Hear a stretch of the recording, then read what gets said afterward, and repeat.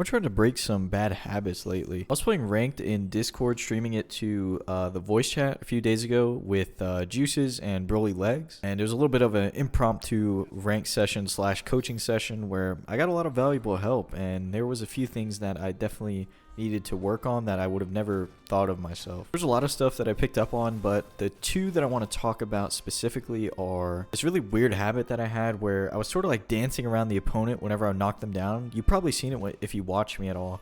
I get a knockdown and then the opponent's on the ground, but I'm still doing left and right for some reason instead of holding forward or staying close enough to actually, pressure them. So essentially, when I'm knocking somebody down, which is a really powerful thing in a fighting game because that makes the opponent have to guess when they wake up whether they're going to get thrown, meatied, or whatever, overhead, safe jumped in on, whatever it may be. Essentially, I'm turning a 50-50 situation into a 100% safe situation for my opponent and then basically nullifying some of my character's best tools. So I've basically done a ton of work in neutral to get myself in a winning position, and then when I finally get to that winning position, I'm throwing in the towel and running away. It's like if you ran a race and you got all the way to the finish line and then you just turned around and ran backwards. It makes no sense and it nullifies all the progress you've made so far. And this has really made me start questioning my movement in general in the game.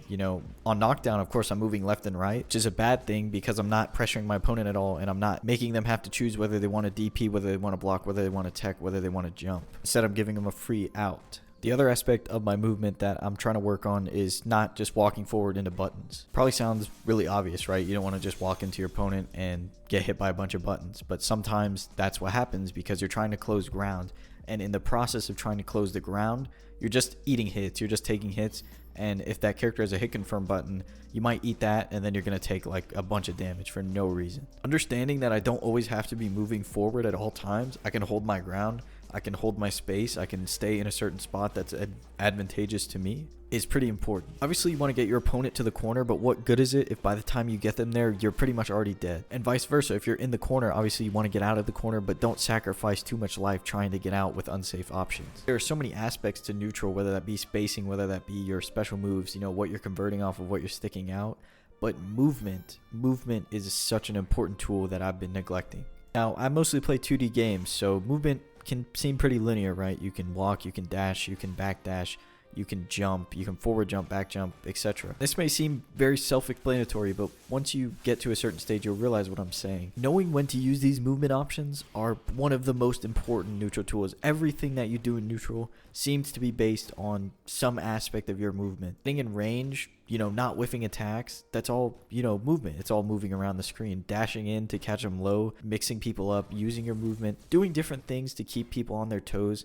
using your character's walk speed is another very important thing to consider. We established our two bad habits of walking back and forth on knockdown and not pressuring our opponent, and mindlessly walking forward into buttons and taking a bunch of unnecessary damage. How do we break those habits? How do we overcome them? I think the first thing you have to do is acknowledge that you're doing something wrong.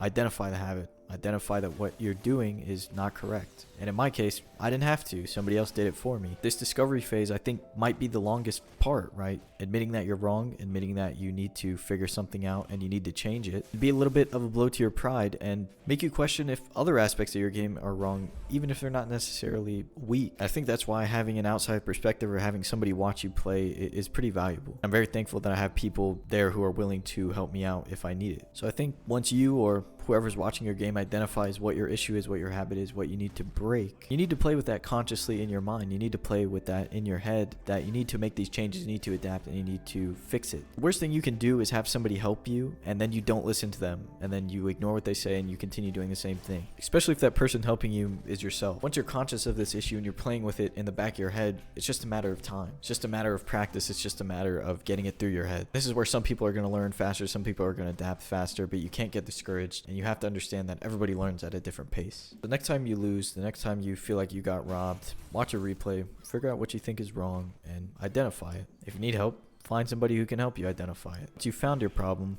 find a solution. And when you found your solution, keep that in the back of your mind and implement it in your game, even if it's in the slightest way, even if you can't do it fully yet. For example, I have problems with anti-airs. I have problems with DP anti-airs, 2H anti-airs, normal anti-airs, anti-air parries.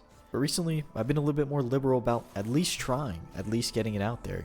Juices tells me that all the time. He says, it's better for you to try an anti-air, miss it, get punished, because the next time you won't. The next time you won't miss the anti-air, because you have to learn the hard way sometimes, and especially in fighting games.